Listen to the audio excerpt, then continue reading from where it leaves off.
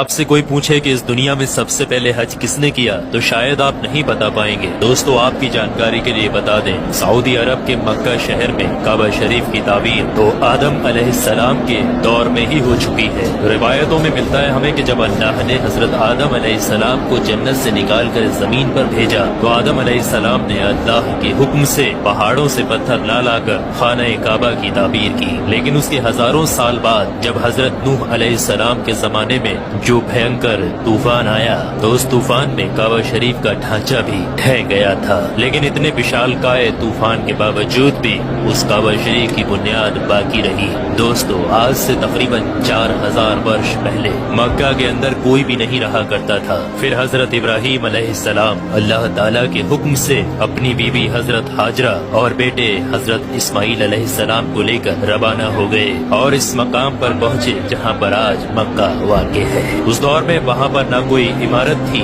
نہ پانی، اور نہ ہی یہاں پر کوئی رہا کرتا تھا۔ درختوں کے نام پر صرف ببول وغیرہ کی جھاڑیاں ہوا کرتی تھی۔ حضرت ابراہیم علیہ السلام نے بیوی اور بچوں دونوں کو یہاں بیٹھا دیا، تھوڑا سا پانی اور کھجوروں کو بھی پاس میں رکھ دیا، اور پھر آپ علیہ السلام شام کی طرف چلے گئے۔ حضرت ابراہیم علیہ السلام دوسری بار جب مکہ شریف آئے تو قیام نہ کیا، لیکن جب تیسری بار تشریف لائے تو حضرت اسماعیل علیہ السلام سے فرمایا کہ بیٹا اللہ تعالیٰ نے مجھے ایک حکم دیا ہے۔ تو حضرت اسماعیل علیہ السلام نے کہا تو اطاعت کیجیے۔ تو حضرت ابراہیم علیہ السلام نے کہا کہ اللہ تعالیٰ نے مجھے حکم دیا ہے کہ یہاں پر ایک گھر بناؤ۔ گھر کی تعمیر شروع ہو گئی۔ حضرت اسماعیل علیہ السلام پتھر لاتے جاتے اور حضرت ابراہیم علیہ السلام بناتے جاتے تھے۔ جب تعمیر ذرا بلند ہو گئی تو حضرت اسماعیل علیہ السلام ایک پتھر کو اٹھا کر لائے جو کہ حضرت ابراہیم علیہ السلام اس پر کھڑے ہو کر تعمیر کر رہے تھے۔ یہی مقام ابراہیم بھی ہے۔ یہ باپ بیٹے دیوار کو اٹھاتے جاتے تھے